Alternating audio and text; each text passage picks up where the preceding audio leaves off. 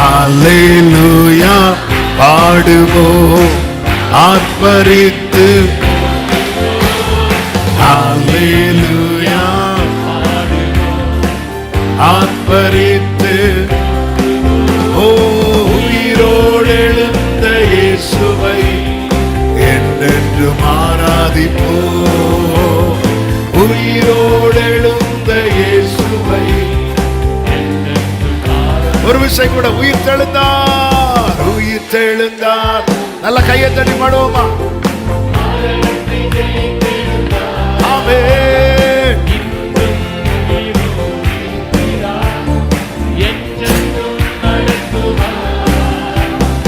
உயிர் தெழுந்தார் நம் இயேசு, இன்றும் உயிரோடு இருக்கிறார், என்றென்றும் நடத்துவார். ஹல்லேலூயா ஹல்லேலூயா ஆடுவோம் ஆர்ப்பரித்து. glory ஹல்லேலூயா. ஆமென். ஓ உயிரோடு எழுந்த இயேசுவை ஆமென். அப்படியே கைகளை அசைத்து சொல்லுவோம், உயிரோடு எழுந்த இயேசுவை. முடிந்த எல்லாரும் கைகளை அசைத்து, உயிரோடு எழுந்த என்று ஒரு விசை கூட உயிரோடு எழுந்த என்று அர்ப்பணிக்கிறோம், தாழ்த்துகிறோம். தொடர்ந்து எங்க கூட பேசுங்கப்பா. மீட்பர் நாமத்தில் பிதாவே, ஆமென். ஹல்லேலூயா. மத்தேயு சுவிசேஷம் 28வது அதிகாரம். மத்தேயு சுவிசேஷம் 28வது அதிகாரம் அதனுடைய 6வது வசனத்தை வாசிக்க கேட்கலாம். அவர் இங்கே இல்லை, தாம் சொன்னபடியே உயிர்த்தெழுந்தார். அவர் இங்கே இல்லை, தாம் சொன்னபடியே உயிர்த்தெழுந்தார். கரங்களை உயர்த்தி ஹல்லேலூயா. ஆமென். இந்த நாளிலே உயிர்ப்பின் நாள். ஆமென். அந்த செய்தி பேசாமல் இருப்பது எப்படி? ஹல்லேலூயா. ஆண்டவருடைய மரணத்தை குறித்தும் ஆண்டவருடைய உயிர்த்தெழுதலை குறித்தும் பேசினா பேசிட்டே இருக்கலாம். ஆமென். இதனால அதிகமாய் ஆசீர்வதிக்கப்பட்டு அப்படி சொல்றவங்க மட்டும் சத்தமா ஹல்லேலூயா சொல்லுவோம். கர்த்தருக்கு மகிமை உண்டாவதாக. ஆமென். நல்ல கவனமாய் கேட்கும்படி அன்புடன் கேட்டுக்கொள்கிறேன். 1 கொரிந்தியர் 15 3-4 வசனங்கள்ல சொல்லப்பட்டிருக்கிறது, அவர் வேத வாக்கியங்களின்படி நமது பாவங்களுக்காக மரித்து வேத வாக்கியங்களின்படியே 3ஆம் நாளில் உயிர்த்தெழுந்தார் என்று சொல்லப்பட்டிருக்கிறது. இயேசு பிறந்ததும் வேத வாக்கியத்தின்படி, இயேசு வளர்ந்தது வேத வாக்கியத்தின்படி, இயேசு மரித்து அடக்கம் பண்ணப்பட்டது வேத வாக்கியங்களின்படி, இயேசு உயிரோடு எழும்பினது வேத வாக்கியங்களின்படி. அப்போ வேதம் முழுவதும் யாரை பார்க்கலாம் அப்படின்னா ஜீசஸை பார்க்கலாம். வேத வாக்கியங்களின்படி மரித்தார். வேதம் சொல்லுகிறது கிறிஸ்து மரிப்பார் என்று, மரித்தார். வேதம் சொல்லுகிறது அவருடைய உயிர்த்தெழுதலை, உயிர்த்தெழுந்தார். அது போலவே வேதம் சொல்லுகிறது அவர் மீண்டும் வரப்போகிறதை. ஆமென் சொல்லுங்க பார்க்கலாம்.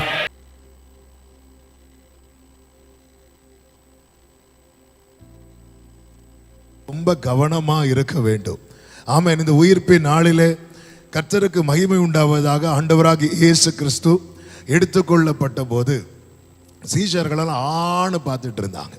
வானத்தை அண்ணாந்து பார்த்தபோது தூதர்கள் வந்து சொல்றாங்க, ஆமே நீங்க வானத்தை அண்ணாந்து பார்க்கிறது என்ன?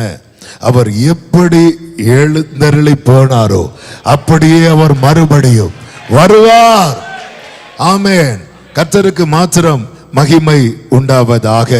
இந்த நாளிலே பேசும்படி ஆவியான ஒரு சிந்தையில வைத்த வார்த்தை, இயேசு கிறிஸ்து உயிர்த்தெழுந்து 40 நாட்கள் இந்த பூமியிலே தம்முடையவர்களோடு கூட அவர் சஞ்சரித்ததை வேதத்திலே பார்க்க முடியும். அதிலே அநேக காரியங்களை கர்த்தர் செய்தார், அநேக காரியங்களை கர்த்தர் காண்பித்தார்.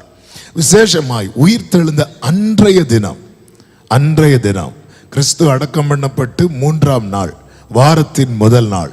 அன்றைய தினம் ஆமென் கர்த்தர் செய்த அல்லது அன்றைய தினம் நடந்த 5 காரியங்கள். ஆமென். அந்த 5 காரியங்களை வேகமாய் சொல்லி ஜெபிக்கும்படி விரும்புகிறேன். கர்த்தர் நம்மோடு கூட பேசுவாராக. இயேசு உயிர்த்தெழுந்த அன்றைய தினம் நடந்த 5 காரியம்ல நிறைய உண்டு. ஆனால் இன்னைக்கு ஒரு 5 காரியத்தை அவன் கடந்த நாளில் ஆவியானவர் தியானிக்க வைத்து அதில் இடைப்பட்டு பேசின ஒரு 5 காரியங்களை சொல்லி ஜெபிக்க விரும்புகிறேன். முதலாவது, இருள் விலகி வெளிச்சம் உண்டானது. மத்தேயு 28:1 ஓய்வு நாள் முடிந்து வாரத்தின் முதலாம் நாள் விடிந்து வருகையில் என்று சொல்லப்பட்டிருக்கிறது. அது அப்பதான் அந்த விடியல் ஸ்டார்ட் ஆகுது. நான் ஆவிக்குரிய கண்ணோட்டத்தோடு சொல்லுகிறேன். இந்த சம்பவம் இது சும்மா எழுதப்பட்டதாய் எதுவுமே பைபிள்ல ஒன்று எழுதியிருக்கிறதுக்கு பின்னாக இருக்கிற ஆமேன் அதில் நிற்கணும். இதே காரியம்தான் 4 சுவிசேஷத்திலும் சொல்லப்பட்டிருக்கும். மார்க் 16:2 சொல்லப்பட்டிருக்கும், அதிகாலையிலே சூரியன் உதயமாகிற போது என்று சொல்லப்பட்டிருக்கும். மத்தேயு 28:1 எப்படி சொல்லப்பட்டிருக்கிறது? வாரத்தின் முதலாம் நாள் விடிந்து வருகையில். லூக்கா 24:1 சொல்லப்பட்டிருக்கும், வாரத்தின் முதலாம் நாள் அதிகாலை என்று சொல்லப்பட்டிருக்கும். யோவான் 20:1 சொல்லப்பட்டிருக்கிறது, வாரத்தின் முதல் நாள் காலையிலே. அடுத்த வார்த்தை இருக்கும், அதிக இருட்டோடே என்று. அப்போ ஒரு காலை இன்னும் வரவில்லை, காலை வரப்போகிறது தெரிகிறது. ஹல்லேலூயா. எதுக்காக இந்த வார்த்தைகளை சொல்லுகிறேன் தெரியுமா?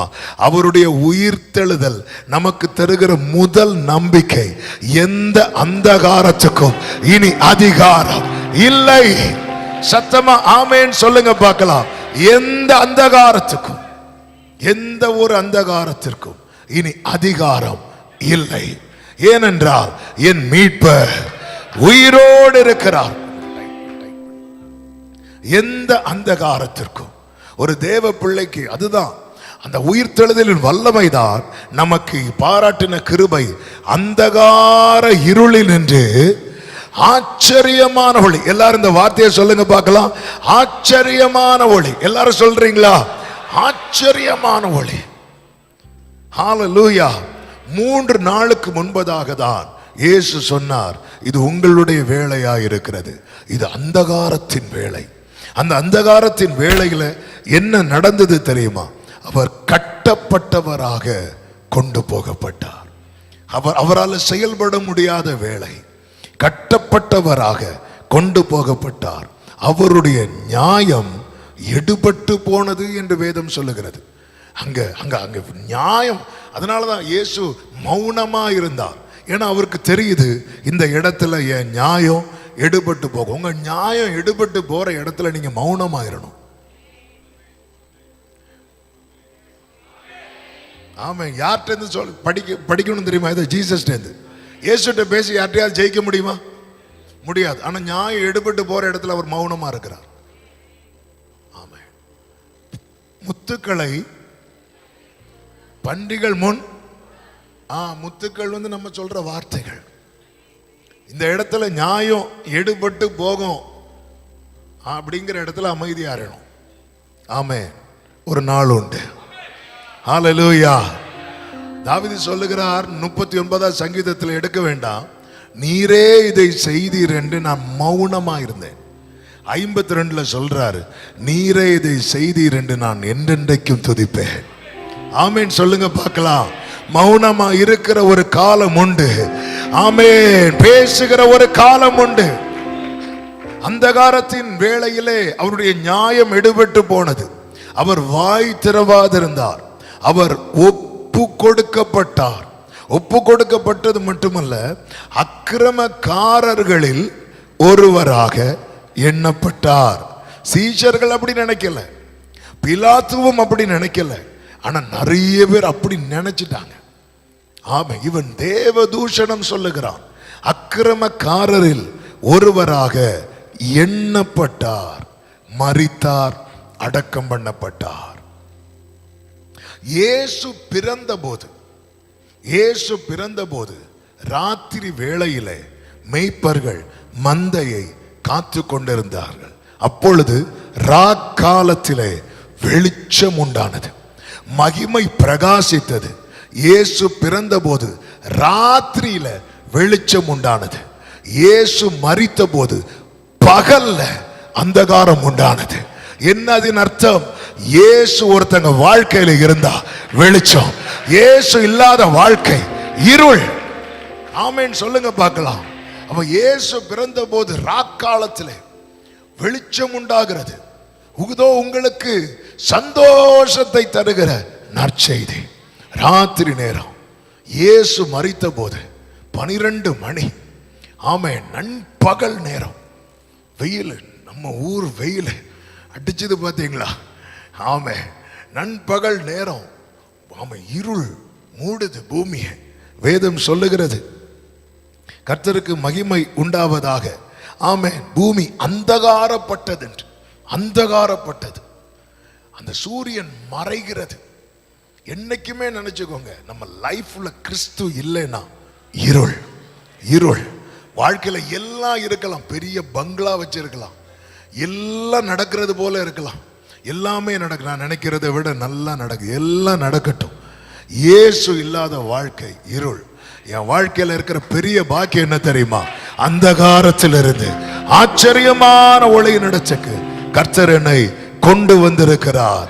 ஆமேன் சொல்லுங்க பார்க்கலாம். கர்த்தருக்கு மகிமை உண்டாவதாக.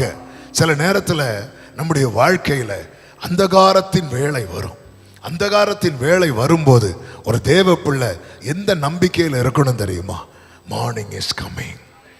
ஏன், எதை வச்சு சொல்றீங்க? என் மீட்பர் உயிரோடு இருக்கிறார். பக்கத்துல 2 பேர் கை கொடுத்து சொல்லுங்க, மார்னிங் இஸ் கம்மிங். ஆமென். ஹalleluya, ஹalleluya, ஆமென். அருணோதயம் எழும்பிடுவோம், பரனேசுவை துதிப்போம். அருணோதயம்.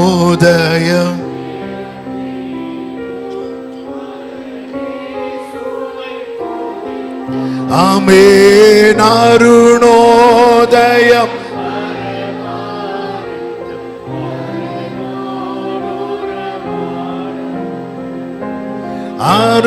அருணோதயம் பரமானந்தம் பரனோடு. ஆமென். இருள் விலகினது கொஞ்சம் கொஞ்சமாக. மீட்பர் உயிரோடு இருக்கிறார். இது இது இது வந்து ஒரு தேவ பிள்ளைக்கு ஒரு பெரிய பிரகாசத்தை கொடுக்கிற செய்தி, ஒரு பெரிய வெளிச்சத்தை கொடுக்கிற செய்தி. அவர் உயிரோடு இருக்கிறார். இருள் பூமியையும் காரிருள் ஜனங்களையும் மூடும், ஆனாலும் உன்மேல் கர்த்தர் உதிப்பார். உன்மேல் கர்த்தர் கர்த்தர் உன்மேல் உதிக்கும் போது எதுக்கு முற்றுப்புள்ளி தெரியுமா? உன் துக்க நாட்கள். அதுதான் இருள். இருள். அந்தகாரத்துக்குன்னு ஒரு பவர் இருக்கு பாருங்க. அந்த பவர் எதுக்கு முன்னாடி நிக்காது தெரியுமா?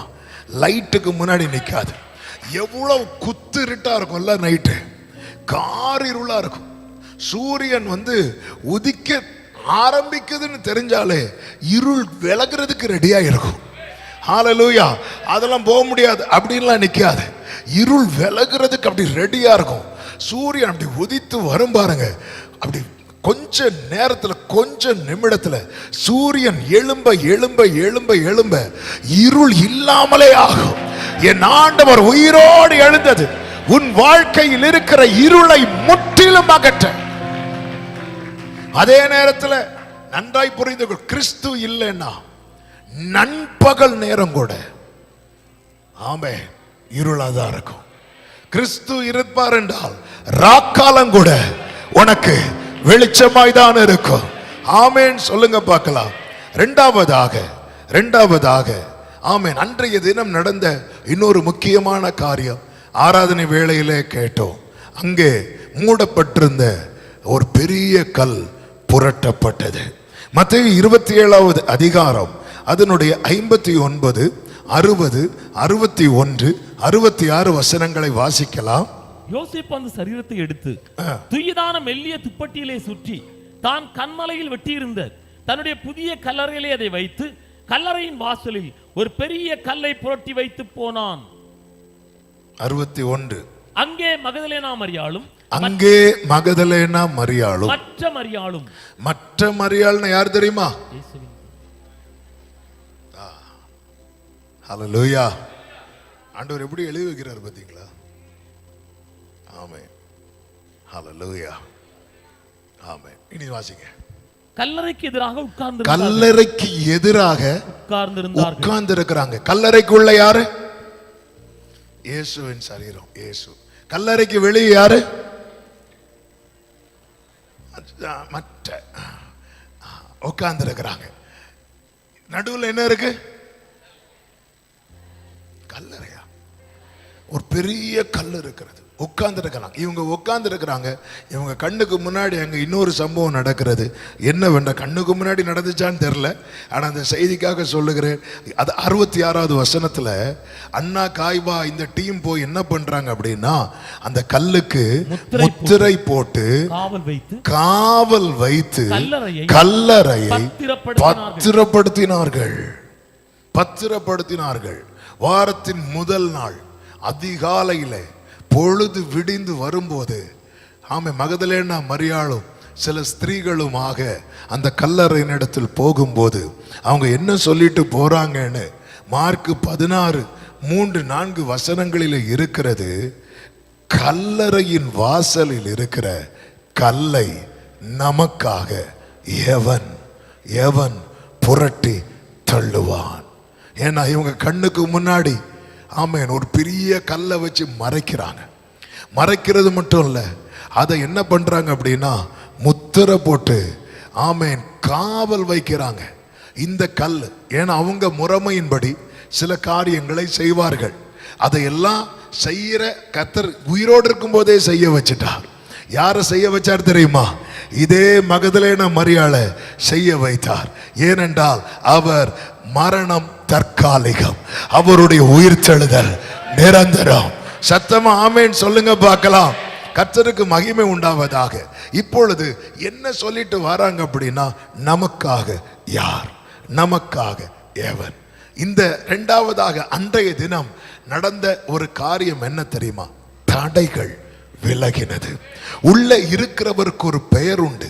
அந்த பெயர் தான் தடைகளை தகர்க்கிறவர். தடைகளை தகர்க்கிறவர். எவ்வளோ பெரிய எரிகோவை ஒன்னும் இல்லாம விழ வைத்தவருக்கு முன்பாக நீ ஒரு கல்லை புரட்டி வச்சேன்னா, சத்தமா ஒரு ஆமென் சொல்லுங்க பார்க்கலாம். தடை இனி இனி இனி இனி தடை இல்லை. 3 நாளைக்கு முன்னாடி கல்லறைக்கு முன்னாடி போய் உட்கார்ந்து இருக்கிறாங்க. நிறைய பேர் ஃபீல் ஆயிட்டுனா சிலர் என்ன பண்ணுவாங்கன்னா, அவங்களுக்கு வேண்டப்பட்டவங்க யாராவது மரித்திருப்பாங்கன்னா போய் அந்த கல்லறை கிட்ட போய் உட்கார்ந்து இருப்பாங்க. எங்க அப்பா இறந்தப்போ நானும் 2-3 நாள் போய் உட்கார்ந்தேன். ஒரு நாள் ஒரு சொப்பனத்தின் மூலமா ஆண்டவர் பேசினார். அங்க யார் இருக்கிறா? நான் பார்த்த சொப்பனம் வேற ஒன்றும் இல்லை. எங்க வீட்டில் எங்க அப்பா இருக்கிற ரூம்ல இருந்து அந்த டோரை திறந்து எங்க அப்பா இப்படி கோபத்தில் வெளியே வராங்க. உடனேண்ணா அப்பா அப்பதான் கல்ற கட்டி முடிஞ்சிருக்கு. அப்பா நீங்க இங்க உங்களுக்கு கல்ற அங்க சொப்பனத்துல. உடனே ஒரு கேள்வி கேட்டாங்க, அங்க யார் இருக்கிறா?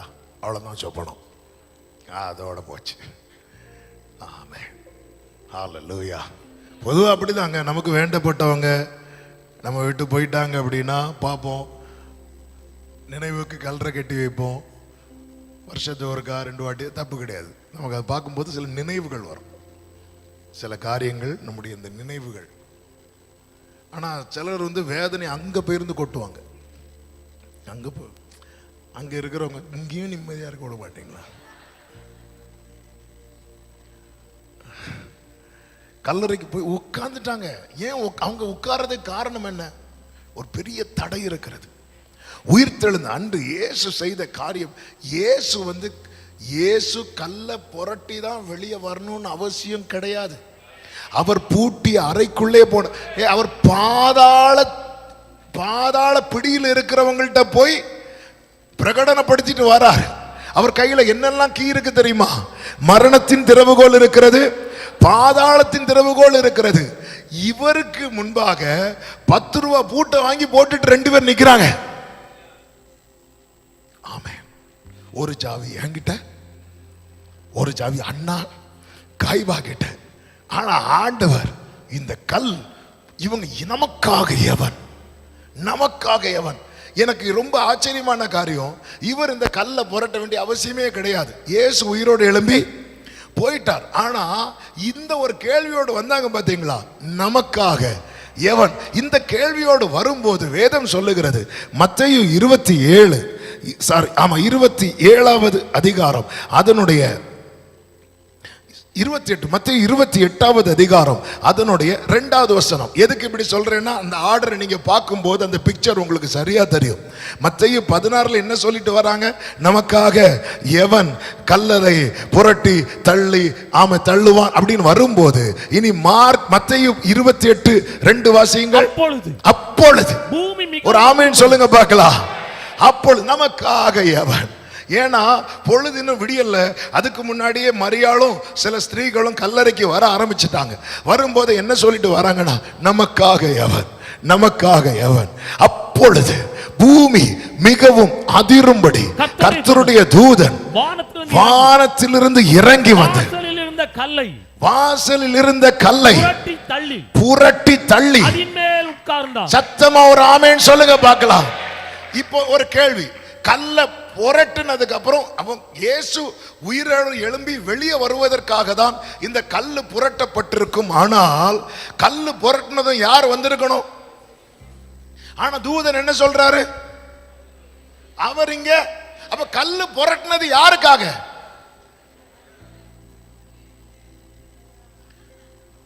கல்லு புரட்டினது யாருக்காக?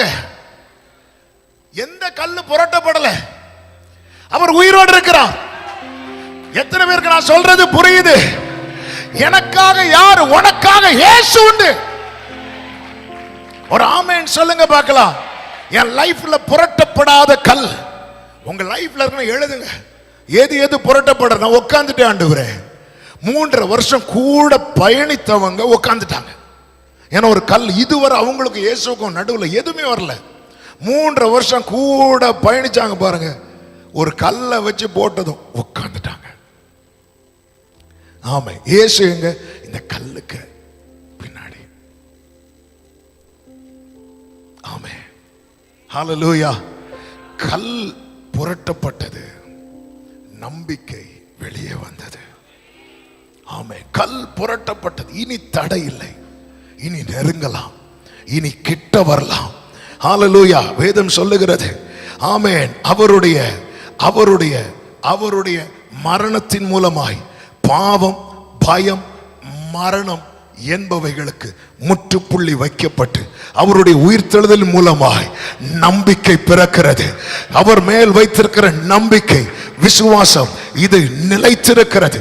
எனவேதான் எபிரேயர் 4:16 சொல்லப்பட்டிருக்கிறது, ஆதலால் நாம் இரக்கத்தை பெறவும் ஏற்ற சமயத்தில் சகாயம் செய்யும் கிருபையை அடையவும் தைரியமாய் கிருபாசன தண்டையிலே சேர கடவும். தைரியமாய், தைரியம். இனி தடை கிடையாது, இனி தடை இல்லை. உனக்காக அந்த கல்லை புரட்டி போட்டு நமக்காக எவன் இந்த கல்லை புரட்டுவான்? அப்பொழுது இதுல ரொம்ப ஒரு சிந்திக்க வைத்த ஒரு காரியம் உண்டு. எல்லாருக்காக கல் புரட்டப்படவில்லையே, இது ஒரு பெரிய கேள்வி. இயேசு உயிரோடு இருக்கிறார், ரைட்டு. நாங்க எவ்வளோ ஆராதிக்கிறோம், எவ்வளோ ஜெபிக்கிறோம், எங்க லைஃப்ல இன்னும் ஒரு பெரிய கல் புரட்டப்படவில்லையே. ஆனா இந்த சில ஸ்திரீகளுக்கு முன்பதாக இந்த கல் புரட்டப்பட்டது. ஏன் தெரியுமா? இந்த ஸ்திரீகள் யாரை தேடினார்கள்? சொல்லுங்க பார்க்கலாம், சத்தமா சொல்லுங்க பார்க்கலாம். தூதன் என்ன சொல்லுவான் தெரியுமா? 28வது அதிகாரம் அதனுடைய 5வது வசனம். தூதன் அந்த ஸ்திரீகளை நோக்கி நீங்கள் பயப்படாதிருங்கள். அடுத்த வார்த்தை, சிலுவையில் அறையப்பட்ட இயேசுவை தேடுகிறீர்கள். யாரை தேடுகிறார்கள்? ஜீசஸ். யாரை தேடுகிறார்கள்? நீங்க கரெக்டா சொல்றது வரை நான் கேட்டுட்டே இருப்பேன். இயேசுவை எல்லாரும் தேடினாங்க. சிலுவையில் அறையப்பட்ட இயேசுவை கொஞ்சம் பேர் தேடினாங்க. ஹalleluya. இயேசுவை எல்லாரும் தேடினாங்க, எல்லாருமே தேடினாங்க. அதாவது ஜீசஸ், நிறைய பேருக்கு ஜீசஸ் ப்ரொவைடரா தான் தேவை, லார்டா தேவையில்லை. அற்புதம் செய்யற இயேசுவை ஆயிரக்கணக்கானோர் தேடினாங்க. சிலுவையில் அறையப்பட்ட இயேசுவை கொஞ்சம் பேர் தேடுறாங்க. இந்த உயிர்த்தெழுதலின் நாளில் நாம் எந்த இயேசுவை தேடி வந்திருக்கிறோம்? காணா ஒரு இயேசுவையா, கல்வாரி இயேசுவையா? ரெண்டும் வேற வேற ஆளா? ஒரே ஒருவர் தான். ஆனால் ஒன்றை புரிந்து கொள்ளுங்கள், அதாவது நிறைய பேருக்கு என்ன தேவை அப்படின்னா, அற்புதம், சுகம், வேலை, திருமணம், வெட்டி, வீடு, இப்படிப்பட்ட காரியங்களுக்கு இயேசுவை தேடுறவங்க ஜாஸ்தி. சிலுவையில் அறையப்பட்ட இயேசுவை யார் தேடுவாங்க தெரியுமா? பரிசுத்தத்தை விரும்புகிறவர்கள், மீட்பை விரும்புகிறவர்கள். ஆமென். சிலுவை எடுத்துக்கொண்டு அவரை பின்பற்றி அவருக்கு சீஷனாக விரும்புகிறவர்கள். சிலுவையில் அறையப்பட்ட இயேசுவை தேடுகிறவர்கள் கொஞ்சம் பேர். எனவேதான் பவுல் கொரிந்தியருக்கு எழுதும்போது சொல்லுகிறார், சிலுவையில் அறையப்பட்ட அவரையே அன்றி. 1 கொரிந்தியர் 2வது அதிகாரத்தின் 1வது வசனத்தில் சிலுவையில் அறையப்பட்ட, ஆமென், 2வது வசனம் நினைக்கிறேன், 2வது வசனத்தை போடுங்க. இயேசு கிறிஸ்துவை, சிலுவையில் அறையப்பட்ட அவரையே அன்றி வேறொன்றையும் உங்களுக்குள்ளே அறியாதிருக்க தீர்மானித்திருக்கிறேன். இன்னைக்கு நல்ல கவனிங்க. ஆமென். இம்மைக்காக தேவனை தேடலாம். ஆனா இம்மைக்கான எந்த ஒரு அற்புதமும், இயேசு செய்கிற எந்த அற்புதமும் நம்ம பரலோகத்தை கொண்டு போகாது. அவருடைய சிலுவை இருக்குல்ல, இதுதான். ஆமென். ரிசரக்ஷனுக்கு முன்னாடி crucifixion, resurrection after the crucifixion. சிலுவைக்கு பிற்பாடுதான் உயிர்த்தெழுதல். அந்த சிலுவை அண்டை வராதவனுக்கு உயிர்த்தெழுதல் இல்லை. ஆமென். எனக்கு இயேசுவை அற்புத பெருவிழான்னு வச்சு பாருங்க, அடி சிலுவை பெருவிழான்னு வச்சு பாருங்க. ஆமென். இந்த ஸ்திரீகள்கிட்ட தூதன் வந்து நின்று கல்ல போற, நீங்க யாரை தேடுறீங்கன்னு எங்களுக்கு தெரியும். நீங்க யாரை தேடுறீங்க தெரியுமா? சிலுவையில் அறையப்பட்ட, சிலுவையில். அங்க அற்புதம் இல்லை, அங்க மீட்பு இருக்கிறது. அங்க மீட்பு இருக்கிறது. அற்புதத்துக்காக தேடுற, அற்புதத்துக்காக வரவங்களுக்கு என்ன தேவைன்னா, என்ன தொற்றுங்க. அவங்களுக்கு தேவை ஹேண்ட் ஆஃப் காட். சிலுவையில் அறையப்பட்ட இயேசுவை தேடுறவங்களுக்கு தேவை அவருடைய ஹேண்ட் அல்ல, அவருடைய ஹார்ட். ஹalleluya. அவர் என்ன தொடுவாரு, ஆனா எனக்கு இப்ப தேவை அந்த ஹார்ட். ஆமென். மற்றவங்களுக்கு அந்த ஹார்ட், அவர் ஹார்ட்னு என்ன தெரியுமா? அவரோடு, அவருக்குள்ள. அதெல்லாம் தேவை கிடையாது. ஆண்டவர் நீங்க தொற்றுங்க. இன்னும் சிலர் இருக்காங்க, நீங்க வரவே வேண்டாம் ஆண்டவரே, நீங்க வார்த்தையே சொன்னா போதும். சிலர் சொல்லுவாங்க பாருங்க, வீட்டில் ஃபங்க்ஷன், நீங்க வரலைனாலும் பரவாயில்ல, மொய்யை கொடுத்து விட்டுருங்க. ஆமென். சிலர் சொல்லுவாங்க, வேலை இல்லைன்னாலும் பரவாயில்ல, சம்பளம் கிடைச்சா போதும். நீங்க ஆண்டவரே நீங்க வரவே வேண்டாம் ஆண்டவரே, ஆண்டவரே அதற்கு நான் பாத்திரவானே அல்ல, எனக்கு ஆண்டவரே ஒரு வார்த்தையை மட்டும் அனுப்பிடுங்க, அவ்வளவுதான், முடிஞ்சு. நீங்க தொட்டா போதும் ஆண்டவரே. நீங்க உங்களை கூட எங்களுக்கு தொட வேண்டாம், உங்க வஸ்திரத்தை தொட்டா போதும். இதை தாண்டி ஒரு சின்ன கூட்டம் இருக்கிறாங்க. அவங்க யாரை தேடுவாங்க தெரியுமா? எனக்காய் மரித்தார். அங்க அற்புதம் நடக்கல, அங்க மீட்பு, அங்க சுத்திகரிப்பு, அங்கே மறுவாழ்வு, அங்க பரிசுத்தம். இந்த நாளில யாரை தேடுகிறோம்? நல்ல கவனிங்க. சிலுவையில் அறையப்பட்ட இயேசுவை தேடுகிறவர்களுக்கு முன்பதாக எந்த தடை இருந்தாலும் அதை மாற்றும்படி கர்த்தர் தூதர்களை அனுப்புவார். கரங்களை தட்டி ஆமென் சொல்லுங்க பார்க்கலாம். ஆமென் சொல்லுங்க பார்க்கலாம். நாம் யாரை தேடுகிறோம்? இதை வச்சே ஒரு செர்மன் ஓடலாம். ஆமென். வார்த்தைகள் அப்படியே பொங்கி பொங்கி வடியுது. ஆமென். அவங்க யாரை தேடி வராங்க தெரியுமா? மரியாள் சொல்லியிருக்கலாம், 7 பேய் என்னை விட்டு துரத்தினார்ல. ஆமென். 7 பேயை துரத்தினது அற்புதம், அற்புதம். ஆனால் சிலுவையில் மரித்து, ஆமென், ரத்தம் சிந்தி, ஆமென், ரத்தம் சிந்தினது எதுக்கு தெரியுமா? இவளுக்கு இருக்கிற பேயை துரத்துறதுக்கல்ல, இவளை சுத்திகரித்து இவளை நீதிமானாய் மாற்ற. இன்னைக்கு இந்த ரட்சிப்பை, அதனாலதான் பைபிள்ல இருக்கு, ரட்சிப்பை குறித்து கவலைப்படுங்க. வேற ஒரு காரியத்தை குறித்தும் வேற நீ ஒன்றுக்கும் கவலைப்படாதுன்னு சொல்ற அதே பைபிள் சொல்லுது ரட்சிப்பை குறித்து கவலைப்படுங்கள் என்று. நீ ரட்சிப்பை குறித்து கவலைப்படணும். நம்ம ரட்சிப்பை குறித்து கவலைப்படணும். நம்ம கிறிஸ்துவண்டை, சிலுவையில் அறையப்பட்ட கிறிஸ்து, நம்ம அதை நினைக்கணும். அங்க அற்புதம் இல்லை, அற்புதம் உண்டு இல்லைன்னு இல்லை. அங்க பிரதானமாய் நடந்தது என்ன தெரியுமா? மீட்பு, மீட்பு. நாம் யாரை தேடுகிறோம்? சிலுவையில் அறையப்பட்ட கிறிஸ்துவை தேடுகிறவர்களுக்கு தடை இல்லை. அதனாலதான் தூதன் சொல்லுகிறார், வந்து பாருங்கள், வந்து பாருங்கள். நீங்க வரலாம், நெருங்கலாம். மூன்றாவதாக உறவை உறுதிப்படுத்துகிறார், உறவை உறுதிப்படுத்துகிறார்.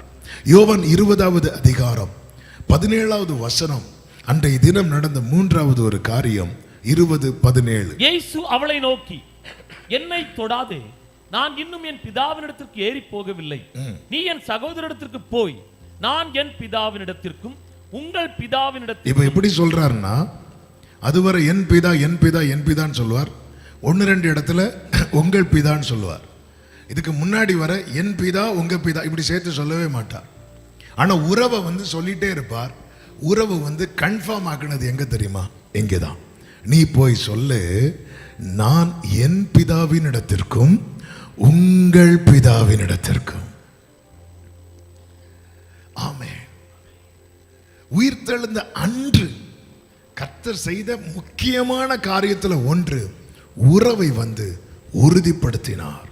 சிலுவையிலே விலை செலுத்தப்பட்டது, உயிர்த்தெழுதலில் உறவு உருவாக்கப்பட்டது. கரங்களை உயர்த்தி ஆமென் சொல்லுங்க பார்க்கலாம். ஆண்டவர் உயிரோடு எழும்பி பிதா கிட்ட போகாம இந்த பூமியில 40 நாள் சஞ்சரித்தது ரிவெஞ்ச் எடுக்கிறதுக்கல்ல, ரிலேஷன்ஷிப்பை பில்ட் பண்றதுக்கு.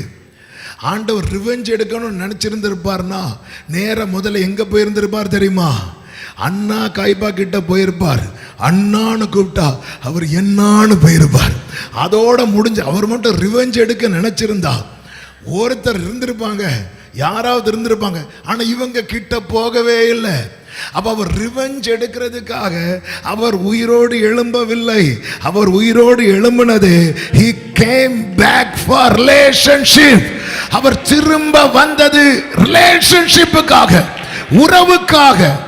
ஆமென். அவர் நினைத்திருந்தால், ஆமென், அவர் யார் யார் துப்பினாங்களோ, பரியாசம் பண்ணாங்களோ அத்தனை பேருக்கும் போய் சும்மா ஹாய்ன்னு சொன்னாலே போதும், அவங்க பாய், அதோட முடிஞ்சு.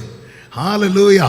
சீஷர்களே, ஆமென், உயிரோடு மரிக்கிறதுக்கு முன்னாடியே ஆவே சொன்னாங்க. ஒருத்தர் நான் தான் விழால கைய போட்டு நான் விழான்னு ஆண்டவரேன்னு விழுந்துட்டார். ஆமென். அது அது அது வேற ஏதாவது இருக்கும், அது அவருடைய தூதனா இருக்கும். என்னெல்லாம் வியாக்கியானம். ஆமென். ஆண்டவரை பார்த்தீங்களா? அதெல்லாம் அவருக்கு எதுதான் முக்கியம் தெரியுமா? அவங்க சத்துரு பண்றத ஒரு பொருட்டாவே நினைக்கல, நம்ம பண்றது அவருக்கு வலிக்குது. ஏன்னா அவர் எதை ரொம்ப வேல்யூ பண்றார் தெரியுமா? ரிலேஷன்ஷிப்பை. ரிலேஷன்ஷிப்பை. ஆமென் சொல்லுங்க பார்க்கலாம். ஆமென். எனவே தான் ஆண்டவர் வந்ததே அதற்கு தான். சகையுவை எல்லாரும் பாவின்னு சொல்லும்போது இயேசு அவனை என்ன சொன்னார் தெரியுமா? இவனும் ஆபிரகாமுடைய குமாரனாய் இருக்கிறான், இழந்து போனதை தேடவும் ரட்சிக்கவுமே மனுஷகுமாரன் வந்திருக்கிறார். பிசாசானவர் என்ன செய்ய? ஆண்டவர் இந்த உறவுக்குள்ளதான் கொண்டு வந்தார். ஏதேனில் கொண்டு வந்தது, ஆமா, இந்த உறவுக்குள்ளதான். பிசாசானவன் பாவத்தில் விழ வைத்து நம்மை அவருக்கு சத்துருக்களாய் மாட்டினான். மனுக்குள்ளம் அதை அறியாமல் பாவத்தின் மேல் பாவம் செய்து அகன்று தூரமாய் போகிற நிலை. இந்த காரியம் உறவு இல்லாதவன் ஜீவனற்றவன். ஆண்டவர் சொல்லுகிறார், நானோ அவைகளுக்கு ஜீவன் உண்டாகவும் அவன் பரிபூரணப்படவும் வந்தேன் என்று சொல்லுகிறார். இன்னைக்கு நம்மளால மனதார இயேசுவை, பரலோக தகப்பனை, ஆமென், இயேசு மூலமாய் பிதாவினிடத்தில் சேரும் ஸ்லாக்கியத்தை நாம் பெற்றிருக்கிறோம் என்று ரோமர் 5வது அதிகாரம் 1-2 வசனங்களிலே நம்மால் பார்க்க முடியும். அப்போ எவ்வளோ பெரிய ஒரு உறவு, எப்படிப்பட்ட ஒரு உறவு. ஆனா நம்ம என்ன சொல்லிட்டு இருக்கிறோம் தெரியுமா? எனக்கு யாருமே இல்லை. ஒரு அழகான பாட்டு உண்டுல, எனக்கு யாருண்டு. அது பாடும் போதெல்லாம் எனக்கு எப்படி பாட வரோம்னா, எனக்கு நீருண்டு கலங்கின நேரத்தில் என்னை நடத்தினதே. நீருண்டுன்னு பாடினத இந்த பாட்டு பாடின அந்த பிரதர் பெஞ்சமின், அவங்களுக்கு கண்ணு தெரியாது, அவங்க கேட்டிருக்காங்க. கேட்டுட்டு ஃபோன் பண்றாங்க, பாஸ்டர் நீங்க நீருண்டுன்னு பாடிட்டீங்க பாஸ்டர், அதை கேட்க அவ்வளோ சந்தோஷமா இருக்கு பாஸ்டர். ஆமா, நீருண்டு, எனக்கு நீருண்டு. எனக்கு, அதாவது ஒரு தேவப்புள்ள புரிந்து கொள்ள வேண்டும், எனக்கு ஒரு உறவு இருக்கிறது. எனக்கு ஒரு சகோதரனாய், எனக்கு ஒரு தகப்பனாய், ஆமென், எனக்கு ஒரு நண்பனாய். இந்த உறவு, அவருடைய உயிர்த்தெழுதல்ல நம்ம எதை பார்க்கணும் தெரியுமா? உறவை பார்க்கணும். உதவாத எண்ணில் நீர் உறவா. இந்த உறவு எப்படி உறுதியாச்சு அப்படின்னா, எந்த ஒரு காரியமே பலி மூலமாய் அங்கீகரிக்கப்படும். ஆண்டவராக இயேசு கிறிஸ்து, அவருக்குன்னு இருக்கிற நிறைய, எல்லா அதிகாரமும் அவருக்கு தான். அவருக்குன்னு உள்ள முக்கியமான அதிகாரத்தை அவரே சொல்லுவார் பாருங்க. யோவான் 10வது அதிகாரம் 18வது வசனம். யோவான் 10:18. ஒருவனும் அதை என்னிடத்திலிருந்து எடுத்துக்கொள்ள மாட்டான், நானே அதை கொடுக்கிறேன். அதை கொடுக்க நல்ல ஜீவனை குறித்து பேசிக் கொண்டிருக்கிறார். 17வது வசனத்தில் ஜீவன் சொல், நான் என் ஜீவனை மறுபடியும் அடைந்து கொள்ளும்படிக்கு அதை கொடுக்கிறபடியால் அவர் ஜீவனை கொடுக்கிறதை குறித்து சொல்லுகிறார். சொல்லிவிட்டு 18வது வசனத்தில் என்ன சொல்றார் தெரியுமா? நானே அதை கொடுக்கிறேன். அதன் அர்த்தம் என்ன? பிலாத்தியன் உயிரெடுத்தான், ஏரோதியன் உயிரெடுத்தான் கிடையாது. எத்தனை சத்துருக்கள் சுட்டி இருந்தாலும் ஆமே, ஜீவனை கொடுக்கிற அதிகாரம் யார்கிட்ட தெரியுமா இருக்கு? அவர் எப்பதான் மரித்தார் தெரியுமா? பிதாவே உன் கையில். அவர் கொடுக்காம அவர் மரிக்கல. நீ என்ன அடிச்சாலும், எத்தனை நெருக்கம், எத்தனை போராட்டத்தின் மத்தியிலும் நீ உயிரோடு இருக்க காரணம் தீர்மானிக்கிறது கர்த்தர். ஒரு ஆமீன் சொல்லுங்க பார்க்கலாம். அடுத்த வார்த்தை தான் ரொம்ப முக்கியமான வார்த்தை. அதை கொடுக்கவும் எனக்கு அதிகாரம் உண்டு. அடுத்து அதை மறுபடியும் எடுத்துக்கொள்ளவும் எனக்கு அதிகாரம் உண்டு. அவன் கொடுத்த உயிரை திரும்ப எடுக்கிற அதிகாரம் யார்கிட்ட இருக்கு? அப்போ இயேசுவால என்ன செய்ய முடியும்? அவரே மரித்து நம்ம தூங்கி நம்மளை எழும்புவோம் தெரியுமா? சிலரை இப்ப எழுப்ப வேண்டி இருக்கு. நம்ம தூங்கி நம்ம இதே மாதிரி அவர் வந்து மரணங்கிறது அவருக்கு இவ்வளவுதான். அவர் நினைச்சா எப்ப வேணாலும் கொடுத்திருக்கலாம். இந்த ஆணி அடிக்க ஓங்கிறதுக்கு முன்னாடியே கொடுத்திருக்கலாம். அவரே கொடுத்து அவரே எடுத்திருக்கலாம். அவர் அப்படி செய்யல. ஏன்னா அவர் அங்க யாரா இருக்கிறார் தெரியுமா? பலியாக. அதனாலதான் அவர் யார்கிட்ட கொடுக்கிறார் தெரியுமா? பிதா கிட்ட கொடுக்கிறார். இனி இந்த பலி அங்கீகரிக்கப்படணும்னா அவரை பிதா என்ன செய்யணும்? உயிரோட எழுப்பணும். அவரை உயிரோடு எழுப்பலைன்னா, இவ்வளவு நாள் நீ வந்து இப்படி ஜெபம் பண்ணு, பரலோகத்தில் இருக்கிற என் பிதாவே உனக்கு அப்பா, இந்த உறவு இல்லாம ஆயிரும், இந்த பலி வேல்யூ இல்லாம ஆயிரும். ஆமே, பிதா கிட்ட சொல்ற, பிதாவே உம்முடைய கையில ஒப்பு கொடுக்கிறேன். ஆமே, ஹல்லேலூயா.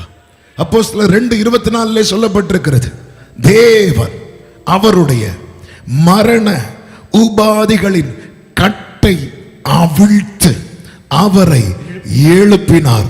அதன் அர்த்தம் என்ன? அதன் அர்த்தம் என்ன? அந்த பலிய பரலோகம் அங்கீகரித்திருக்கிறது. அதன் அர்த்தம் என்ன? உறவு கிராண்டட். ஹalleluya. இனி நீ தைரியமா அப்பான்னு கூப்பிடு. மீண்டும் ஆமென். பயப்படுவதற்கு அவர் அடிமைத்தனத்தின் ஆவியை நமக்கு தராமல் அவரை அப்பா பிதாவே என்று அழைக்கிற புத்திர ஸ்வீகாரத்தின் ஆவி. ஆமென். அவரே கொடுத்து அவரே எடுத்திருக்கலாம். அவர் அப்படி செய்யல. பிதா கையில கொடுக்கிறார். இப்ப பிதா இவரை உயிரோடு எழுப்பினா நானும் நீங்களும் அவருடைய பிள்ளைங்க இல்ல. அதனாலதான் 1 கொரிந்தியர் 15:14 பவுல் சொல்லுகிறார், கிறிஸ்து எழுந்திருக்கவில்லை என்றால் எங்கள் பிரசங்கமும் விருதா, எங்கள் விசுவாசமும் விருதா. அவர் உயிரோடு எழுந்து வந்து சொல்லுகிறார், நீ போய் சொல்லு. என்ன சொல்லு?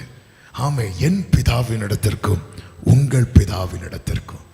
நல்ல கவனிங்க. பொதுவாகவே உறவு இழந்தவங்களை இந்த உலகம் ஒவ்வொரு அடையாளத்தில் சொல்லும்.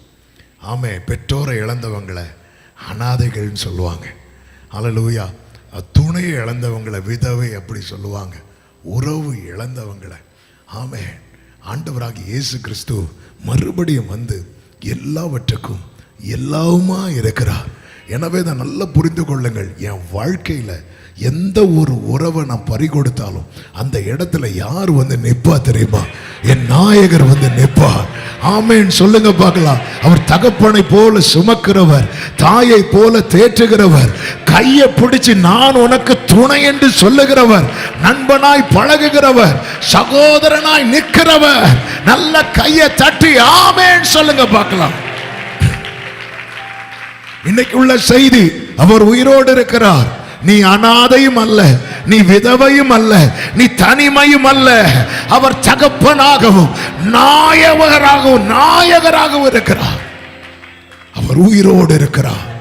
இந்த உறவு சிலுவையில் மன்னிப்பு, உயிர்த்தெழுதலில் மாற்றம். சிலுவையில் மன்னிப்பு, உயிர்த்தெழுதலில் மாற்றம். என் வாழ்க்கையில மன்னிப்பை தந்து எனக்கு ஒரு மாற்றத்தை தரும்படி எனக்காக மரித்து எனக்காக உயிர்த்த இயேசுவுக்கு ஸ்தோத்திரம் என்று சொல்றவங்க கரங்களை உயர்த்தி ஹல்லேலூயா ஆமென் சொல்லுங்க பார்க்கலாம். நீ அனாதை அல்ல. அதனாலதான் ஆண்டவர் சொல்றார், உங்களை நான் எப்படி விட மாட்டேன் தெரியுமா? திக்கற்றவனா விட மாட்டேன். திக்கற்றவன், திசை அறியாதவன், வழிநடத்த யாரும் இல்லாதவன், நான் அப்படி உன்னை விடவே மாட்டேன். ஹல்லேலூயா. நெஞ்சில கை வச்சு சொல்லுங்க, நான் அனாதை அல்ல, நான் தனிமை அல்ல. தனிமையின் பாதையில் தகப்பனேவும் தோளில் சுமந்ததை நான் மறப்பேன். சுமந்ததை ஆமென். எத்தனை அன்பு என்மேல், எத்தனை அன்பு என்மேல். ஆமென். இதற்கு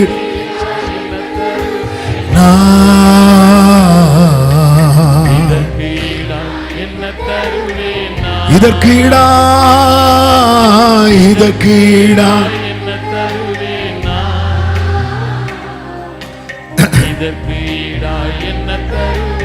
ஆண்டவர் இந்த செய்தியை ப்ரிப்பேர் பண்ணும்போது சொன்ன வார்த்தை தான், உறவு பறிகொடுத்து யாராவது இருப்பாங்கன்னு அவங்க கிட்ட சொல்லு, நான் இருக்கிறேன். அவ்வளவுதான், நான் இருக்கிறேன். அவங்க கிட்ட சொல்லு, நான் இருக்கிறேன். ஆமா, இந்த வார்த்தை என்னை அதிகமாய் பலப்படுத்தினது. ஆமா, காரணம் இதுக்கு ஒரு பலி கொடுக்கப்பட்டது. சும்மா உறவாகல, ஒரு பலி, ஒரு கிரயம் கொடுக்கப்பட்டது சிலுவையிலே. அதனாலதான் ஆண்டவர் வந்து சொல்லிட்டு போறார், இப்ப நான் இதுவரை யார் அப்பான்னு கூப்பிடுறேனோ அவர்தான் நீ கூப்பிட போற. ஹல்லேலூயா, ஹல்லேலூயா. சும்மா சொல்லலைங்க, உன்னை தொடுகிறவன், என் கண்மணியை தொடுகிறவன். ஒரு காசுக்கு 2 அடைக்கலான் குருவிகள், 2 காசுக்கு 5 அடைக்கலான் குருவிகள். ஒரு காசுக்கு 2 காசுக்குன்னா எத்தனை தான் வரணும்? 4 தான் வரணும். ஆமே. அப்போ எக்ஸ்ட்ரா 1 ஃப்ரீ கொடுக்கும்போது இருக்கிறதுலையே சின்னதை பார்த்து கொடுப்பாங்க. சிலர்லாம் வாங்கும்போது இந்த மீன்லாம் கொண்டு வருவாங்க. வாங்கும்போது 10 ரூபாய்க்கு இப்போ 10 ரூபாய்க்கு ஒன்றும் கிடைக்காது. 10 ரூபாய்க்கு வேணால் ஸ்மெல் பண்ணிட்டு போயிருப்பாங்க, அவ்வளோதான். இப்போ வாங்கும்போது ஆனால் ஒரு அஞ்சு என்ன ஏதாவது ஒன்று சொல்லுங்களேன், வாழையா 5 சாலை போட்டுட்டு இன்னும் இதையும் வச்சுக்கோங்க அப்படிமா, அவ்வளோதான். அவ்வளோதான். அன்று சொல்றாரு, இதை குறித்து பிதாவுக்கு ஒரு சித்தம் இருக்கிறது. அது எவ்வளவு நாள் பறக்கணுமோ பறக்கும். அது கர்த்தர் குறித்த நாள் வர பறக்கும். சொல்லிட்டு சொல்றாரு, நீ எவ்வளவு ஸ்பெஷல் தெரியுமா? ஆமே. ஒரு நாள் இதை நான் மெடிடேட் பண்ணிட்டு இருந்தேன், அந்த என்னுடைய வெயிட்டிங் பீரியட்ல. அடைக்கலான் குருவியை விட ஸ்பெஷல் சொல்றீங்க ஆண்டவர், என்ன ஆண்டவரே அப்படி சொல்லிட்டு இருக்கும்போது தான் சங்கீதம் 84 ஆண்டவர் கொண்டு வந்தா.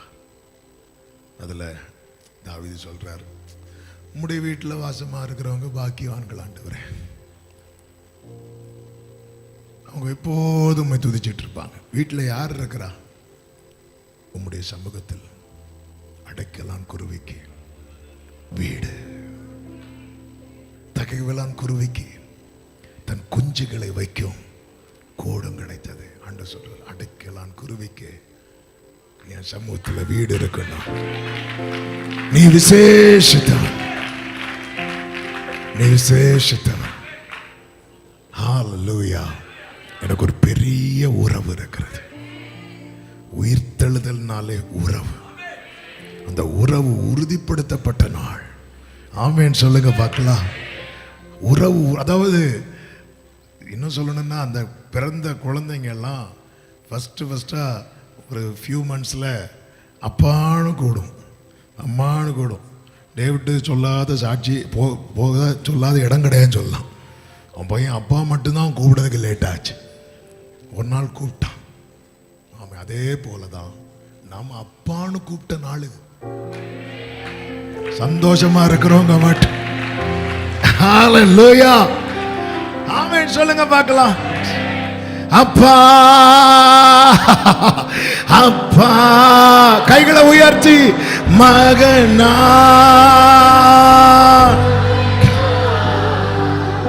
அப்பா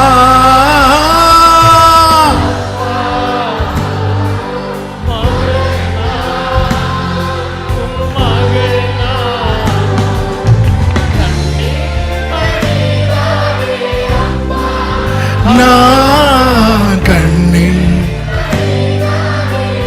அப்பா. ஒரு விஷயம் கூட, அப்பா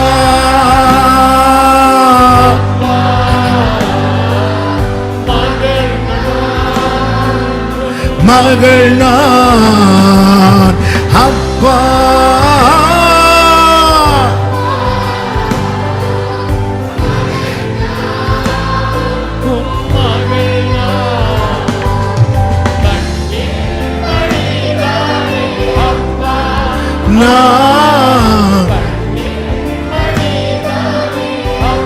ஆமா, இன்னைக்கு என்ன டே அப்படின்னு கேட்டா சொல்லுங்க. ஆமா, அவரை நான் அப்பான்னு கூப்பிட்ட நாள். அப்பான்னு கூப்பிட்ட நாள், என்ன அப்பான்னு கூப்பிட வச்ச நாள். ஹல்லேலூயா ஆமென். எவ்வளவு பெரிய பாக்கியம். அதனாலதான் இந்த உறவுக்குள்ள வாங்க, இந்த மீட்புக்குள்ள வாங்க. தள்ளி நின்று அற்புதம் மட்டும் போதும், என்ன அங்கிருந்து இப்படி தொட்டா மட்டும் போதும். ஆமே, எல்லாரும் தூக்கி போட்டா அப்படி வேண்டாம், வந்துடுங்க. அதனாலதான் சிலுவையில் அறையப்பட்ட சிலுவை அண்டை நெருங்குங்க. அங்கதான் இந்த உறவுக்கான வாசல் திறக்கப்பட்டது. எங்கே திறக்கப்பட்டது? மாம்சமாகி அவருடைய திரைய. ஓ ஜீசஸ், அவர் வந்து சொல்றார். அவருக்கு அதான், அதாவது அவர் சுத்தி நின்னவங்க பண்ணதெல்லாம் அவருக்கு மேட்டரே கிடையாது. எல்லார்ட்டையும் சொல்லு, நீ போய் சொல்லு, நான் என் அப்பா கிட்ட, உங்க அப்பா கிட்ட, சிம்பிளா சொல்ல நம்ம அப்பா கிட்ட. அதாவது பரலோகத்தில் வந்து வேலைக்காரங்க ஜாஸ்தி, பிள்ளைங்க குறைவு. பிள்ளைங்க குறைவு, ஒரே ஒரு பிள்ளை தான். ஆமாம், இப்போ நம்மெல்லாம் போயிட்டோன்னு வைங்களேன், ஓ இதோ நானும் கர்த்தர் எனக்கு கொடுத்த, எப்படிங்க இருக்கும்? ஒரு வீட்டில் முக்கியமான ஃபங்க்ஷன் நடக்கும்போது சில பிள்ளைங்க வெளியே இருப்பாங்க, வர முடியாது. நம்மளாம் ஃபாரின்ல இருக்கிறோம். ஹல்லேலூயா. போறோம், ஒரு நாள் வந்து கூட்டிட்டு போவார். அன்னைக்கு எல்லாம் என்ன கொண்டாட்டமா இருக்கும். நல்ல கையை தட்டி அப்பாக்கும். ஆமென். ஹல்லேலூயா. சில பார்க்குறான், நான் எங்க ஃபாரின்ல இருக்கிறேன், நான் இங்கேயே தான் இருக்கிறேன். ஆமென். அதனால தான் பைபிளில் சொல்லப்பட்டிருக்கிறது, ரத்தம் தெளிக்கப்படுதலுக்கு தெரிந்து கொள்ளப்பட்ட பரதேசி. பரதேசி பக்கத்தில் வேண்டாம், சொல்ல வேண்டாம், என்ன பார்த்து சொல்லுங்க.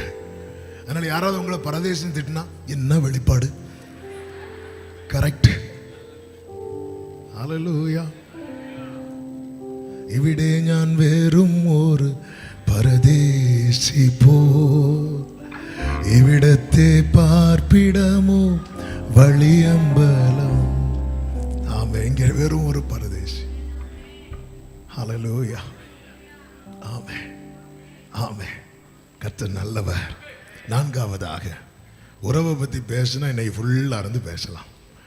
அந்த உறவு தான் நம்மளை தூக்கி நிறுத்தி வச்சிருக்கு.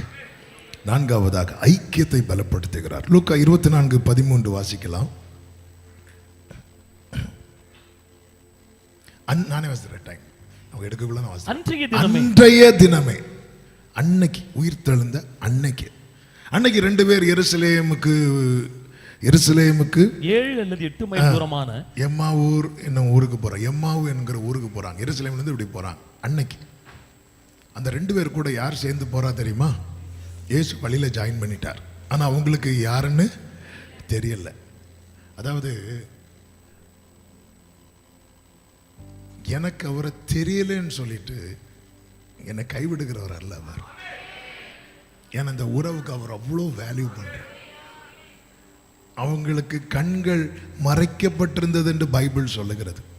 அதுக்குன்னு சொல்லிட்டு ஆண்டவர் வந்து உனக்கு தெரியல போ அப்படி சொல்லிட்டு விடலை. இயேசு அவங்க கூட சேர்ந்து போறார். போயிட்டு அவங்க கண்களை திறக்க வைக்கிறதுக்காக வார்த்தைகளை எல்லாம் பேசுறார். பேசி விட்டு அடுத்து சொல்லுவார். அவங்க ஈவினிங் ஆகுது. இவங்க வந்து வீட்டுக்குள்ள போகும்போது இயேசு அப்புறம் போகிறவர் போல காண்பித்தாருன்னு சொல்லப்பட்டிருக்கிறது. உடனே வந்து 29வது வசனம் 30வது வசனம், அவர்கள் அவரை நோக்கி, நீர் எங்களுடனே தங்கியிரும், சாயங்காலம் ஆயிற்று, பொழுதும் போயிற்று என்று அவரை வருந்தி கேட்டுக்கொண்டார்கள். அப்பொழுது அவர் அவர்களுடனே தங்கும்படி உள்ளே போனார். அவர்களோட அவர் பந்தி இருக்கையில் அவர் அப்பத்தை எடுத்து ஆசீர்வதித்து அதை பிட்டு அவர்களுக்கு கொடுத்தார். அன்னைக்கு கர்த்தர் செய்த அடுத்த முக்கியமான காரியம் என்ன தெரியுமா? இந்த அப்பம் பிட்குதல், ஐக்கியம். இது ரொம்ப ரொம்ப ரொம்ப ரொம்ப முக்கியம். சீஷர்கள் அவருக்குள்ள கொண்டு வந்து அவருடைய சீஷர்களாக்கி அன்றைய தினத்துல இந்த ஃபெலோஷிப்ங்கிறது வந்து அது வந்து நிறைவாகிறது எதுல தெரியுமா? கம்யூனியன்ல தான். ஆமென்.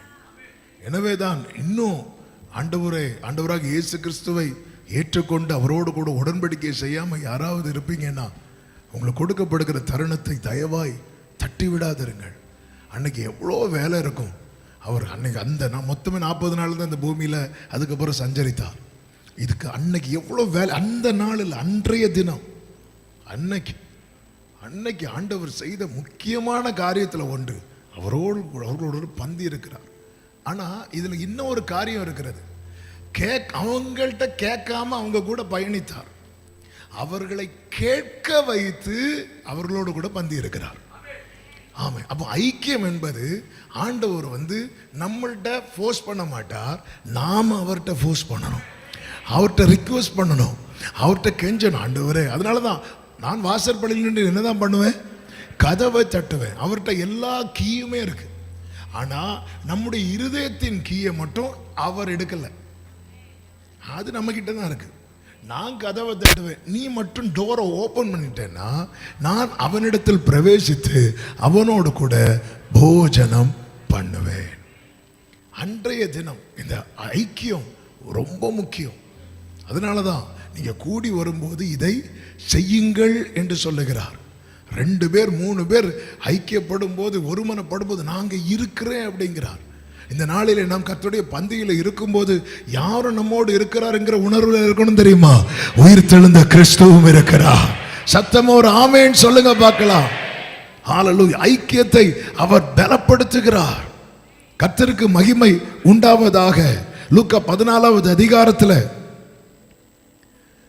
15வது வசனம், அவரோடு கூட பந்தி இருந்தவர்களில் ஒருவன் இவைகளை கேட்ட பொழுது அவரை நோக்கி, தேவனுடைய ராஜ்யத்தில் போஜனம் பண்ணுகிறவன் பாக்கியவான். அவரோடு கூட பந்தி இருக்கிறவர்களில் ஒருவன், அவன் சொல்றான் தேவனுடைய ராஜ்யத்துல போஜனம் பண்ணுகிறவன் பாக்கியவான். அப்படி சொல்லும் போது இயேசு ஒரு ஊமை சொல்லுகிறார்.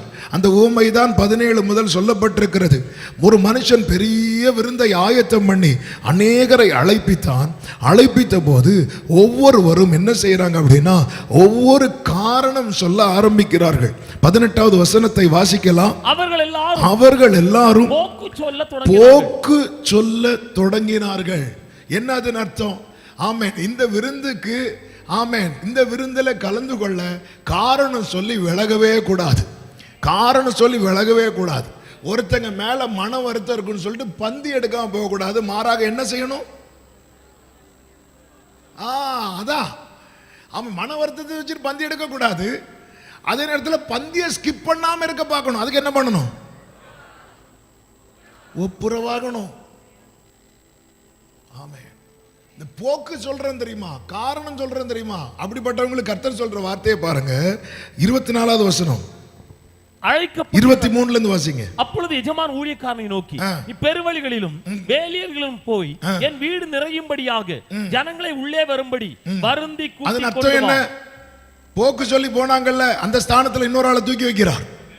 வேதம் சொல்கிற ஞானிகளை வெட்கப்படுத்த பைத்தியங்களை தெரிந்தெடுப்பார். ஆண்டவர் இந்த ஓமை முக்கியமா சொல்றது காரணம் என்ன தெரியுமா? சொந்த ஜனமே அவரிடத்துல வரல. ஆமே, எங்கேயோ கிடந்தோம். ஆமேன், பெருவழியில இருந்த வேலிகளுக்கு அருகே இருந்த கர்த்தரனை தூக்கி கொண்டு வந்தார். தூக்கி எடுக்கப்பட்டேன்னு சொல்றவங்க அவங்களை எப்படி கூட்டிட்டு வரணும் தெரியுமா? அவங்கள வருந்தி கூட்டிட்டு வா. ஜீசஸ் அழைக்கப்பட்டவங்களை கூட்டி வரல, அவங்கள வருந்தி கூட்டிட்டு வா. அவங்ககிட்ட போய் அப்படி ஒரு ஒரு ஒரு என்ன சொல்றது, கிளிப்பிள்ளைக்கு சொல்றது போல வந்துரு வந்துரு வந்துரு, எவ்வளோ பொறுமையா இருந்து மகனே வா வா, இப்படியெல்லாம் அங்கே இல்லை. நம்மளாம் பாக்கியப்பட்டவங்க. அதனால தான் நான் நடக்கும்படிக்கு, நான் இடராதபடி என் பாதை என்னாக்கினார் தெரியுமா? அகலமாக்கி நீ வருந்தி கூட்டிட்டு வான்னு சொல்லிட்டு 24ல சொல்றாரு. அழைக்கப்பட்டிருந்த அந்த மனுஷனில் ஒருவனாகிலும் என் விருந்தை ருசி பார்ப்பதில்லை. போக்கு சொல்லி போறவங்களுக்கு, அதாவது அவ தேவனுடைய ராஜ்யத்துல இங்க பந்தி இருக்கிறதே இவ்வளவு மேன்மையா இருக்காண்டவரே, அங்க உமோடு கூட இருக்கிறது அப்பன்னு சொல்றாரு. இங்க இருக்கிறதுக்கு ஒருத்தன் மடிச்சு போக்கு சொல்லிட்டு போறான் பாரு. உங்களுக்கு ஒருத்தங்க மேல வருத்தம் வந்துட்டு, ஐயோ நான் எப்படி பந்தி எடுப்பேன், சிம்பிள், வருத்தத்தை மாத்திருங்க. அது இப்போ போய் அவர்கிட்ட பேச முடியாது. இப்போ ஆண்டவர்கிட்ட ஒப்புரவாயிட்டு நீங்க பந்தி எடுத்துட்டு போய் பேசுங்க. போய் பேசணும்னா திருப்பியும் சிலர் என்ன தெரியுமா, ஒன்று இந்த அர்த்தம், இந்த வச்சா குடுமி அடிச்சா இப்படி இருக்காதீங்க. பேலன்ஸ்டா இருங்க. யார்கிட்ட என்ன எங்க பேசணுமோ அவ்வளோ பேசுங்க. எதுவுமே ஒரு லிமிட்டா வச்சா நல்லது. லிமிட்லெஸ் லவ் அங்க காட்டுங்க. அங்க நம்ம லிமிட்டா வைப்போம். சோத்திரம் 10 நிமிஷம் ஆயிட்டு ஆண்டவரே சோத்திரம் ஆண்டவர், அங்க லிமிட்டா வைப்போம். இங்க சொல்லுங்க, போன் அப்படியே வச்சுட்டு ஐயா. ஆமே, எல்லாத்தையும் ஒரு லிமிட் வச்சிருங்க. எல்லையை போட்டிருக்கு. இயேசுவை பார்த்தீங்களா, சீச்சர்கள் சுத்தி இருக்கிறாங்க. அதிலும் மார்பில் சாஞ்சிருக்கிறீங்கன்னு ஒருத்தர் இருக்கான். ஆமே, இப்படியே இருப்பான். கை கால் அமைக்க விடுறதுக்கு 4 பேர் ரெடியா இருக்கிறாங்க. திடீர்னு சாயங்காலம் ஆன போது நீ எல்லாம் அக்கறைக்கு போ தூரித்தப்படுத்த நேராக போற. யார்கிட்ட பேசுறதுக்கு தெரியுமா? பிதா கிட்ட பேசுறதுக்கு. மீதி எல்லாத்தையுமே ஒரு டைம் வச்சிருக்கிறாங்க பாருங்க.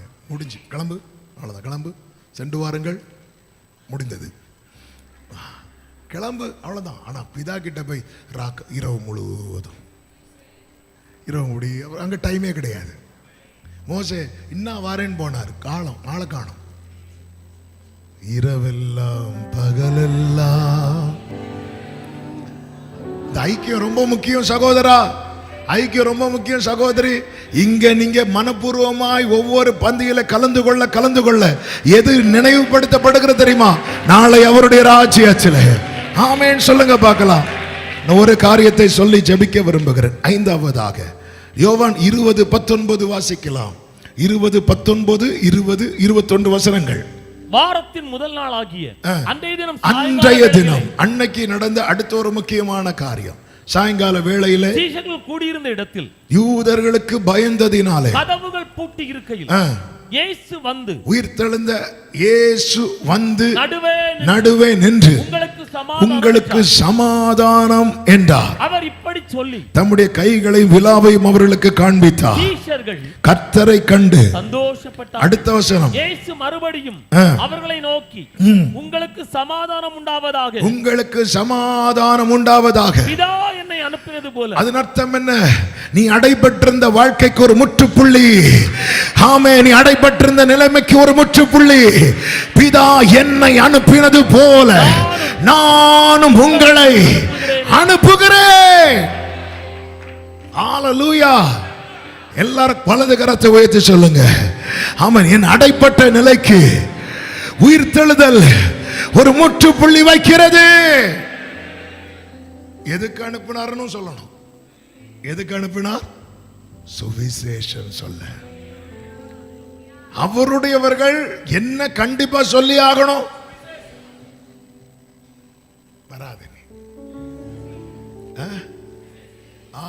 உயிர் தெழுந்தார்னு சொல்றோம் தெரியுமா? அவங்க மேல விழுந்த கடமை. சுவிசேஷ பாரம்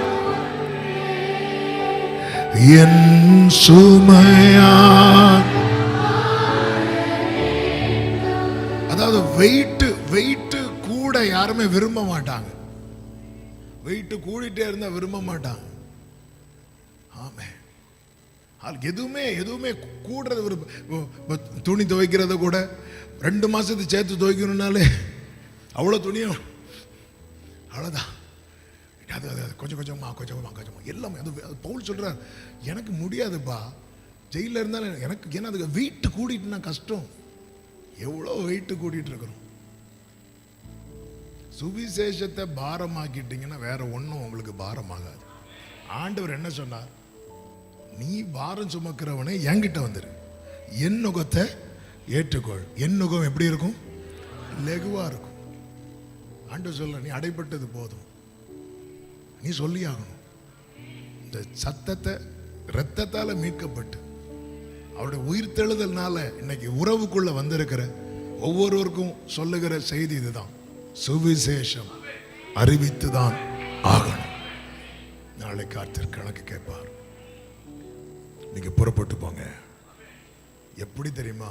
பிதா, எந்த வேர்டு தான், சும்மா அனுப்புறது இல்ல. பிதா என்னை அனுப்பினது போல. அதன் அர்த்தம் என்ன? பிதாவுடைய மொத்த நம்பிக்கையும். ஆமென், ஆமென். ஒரு பாட்டாண்டவர் கொடுத்திருக்கிறாங்க. அதுல ஒரு சரணம் இப்படி வரும். தூதர் சொன்ன நற்செய்தி என் வாயில் வைத்திட அழைப்பை என்னில் வைத்தீர் இயேசுவே. நான் இல்லை என்றாலும் ஆயிரங்கள் உண்டு, ஆனாலும் தெரிந்தெடுத்தீர் இயேசுவே என்று ஆண்டவர் ஒரு பாட்டு கொடுத்திருக்கிறாங்க. நல்ல கவனிங்க. தூதர் தான் நற்செய்தி சொன்னாங்க. அதுக்கப்புறம் தூதரை வச்சு சொல்லவே விடல. அதுக்கு இனி என் பிள்ளை சொல்லுவோம். தூதர் சொன்ன எவ்வளவு ஈஸியா இருக்கும். இனி தூதர்களுக்கு தூதர்கள் எவ்வளவு கொண்டாடினாங்க தெரியுமா? காஸ்பல் சொல்லிட்டு அவங்க பாடுறாங்க. இதோ கர்த்தராகிய கிறிஸ்து என்னும் இரட்சகர் உங்களுக்கு சொல்லி முடிக்கல. எல்லா தூதர்களும் சேர்ந்து என்ன பண்ணாங்களா? பாடுறாங்க. காஸ்பல் சொல்றதுல தூதர்களுக்கு அவ்வளவு ஹாப்பி. ஆண்டு சொல்ல, நீ சொன்னது போதும் விடு, இனி என் பிள்ளை சொல்லுவான். ஆமே. இங்கே ஐஸ்வர்யவான் பாதாளத்தில் கடந்து ஆபிரகாம்கிட்ட கேட்கிறார், லாசரு மேல இருந்து அனுப்ப. இனி மேல இருந்தெல்லாம் அனுப்ப முடியாது, கீழே இருக்காங்க என் பிள்ளைங்க. மோசே தீர்க்கதரிசிகள்லாம் கீழே இருக்கிறாங்க. பிரியமானவர்களே, பிரியமானவர்களே, தூதர்களுக்கு வாயை அடைச்சிட்டு ஏன் வாய? குழந்தைகள் பாலகர் வாயில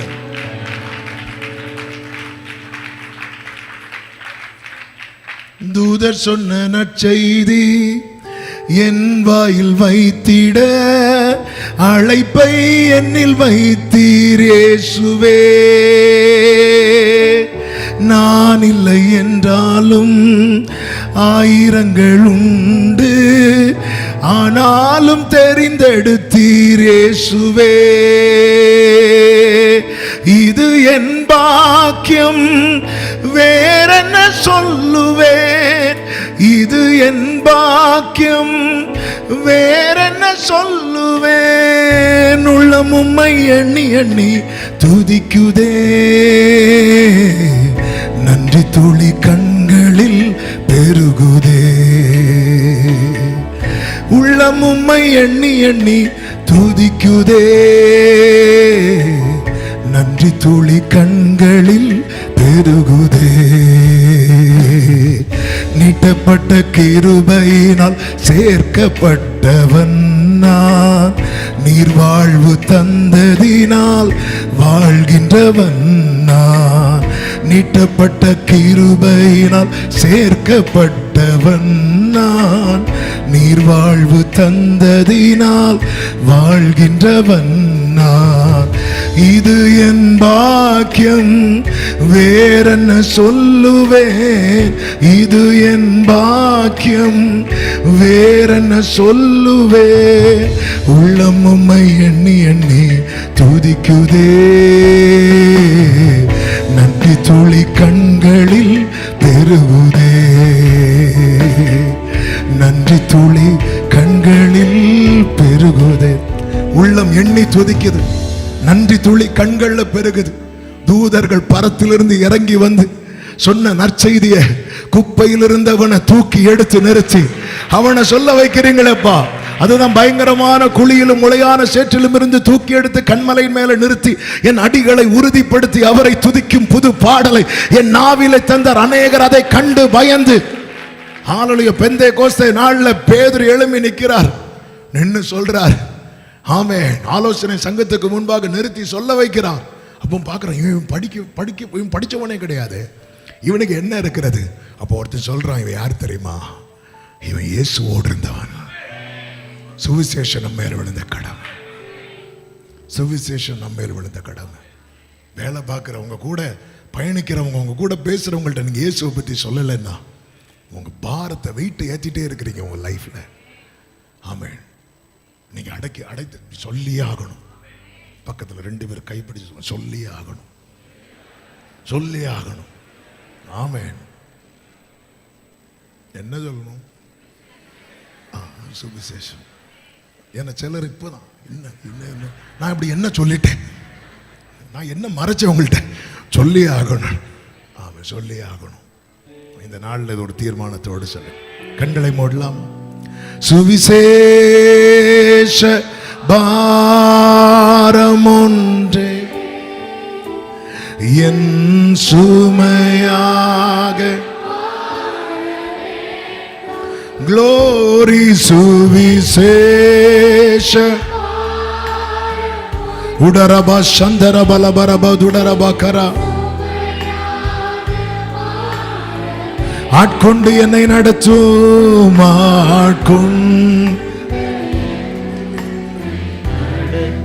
ஆமென். அபிஷேகத்தாலே நிரப்பு ஆட்கொண்டு. ஹல்லேலூயா. அபிஷேகத்தாலே கைகளை உயர்த்தி ஆராதனை. ஆமென்.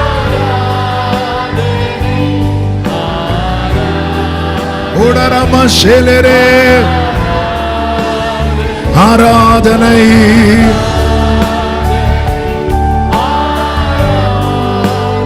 Jesus, Jesus. ஆமென். அன்பர் இயேசுராஜனுக்கு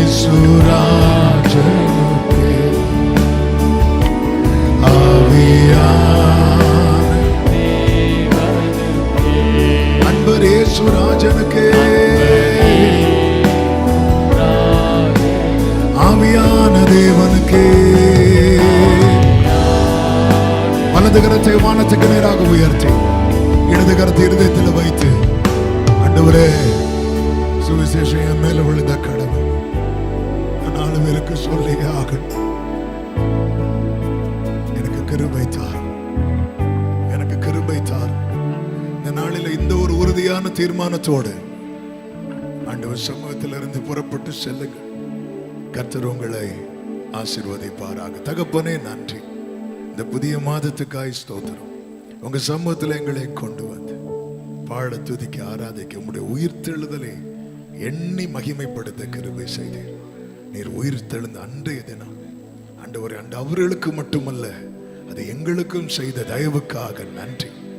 இந்த சுவிசேஷம் அறிவிக்கணும், அது எங்களுக்குள்ள அனலா எரிந்து கொண்டே இருக்கணும். ஒவ்வொருவரும் படிக்கிற, ஸ்கூல் படிக்கிற பிள்ளைங்கள்ல இருந்து முதியோர் வரைக்கும் ஆண்டவரே, இங்க இருக்கிற ஒவ்வொருவரும் சுவிசேஷத்தை பிரபலப்படுத்துகிறவர்களாய் மாறுவார்களாக. ஆசீர்வதியம். தேவ சமாதான கிருபை பெருகட்டும். இயேசுவின் நாமத்தில் பிதாவே, ஆமென்.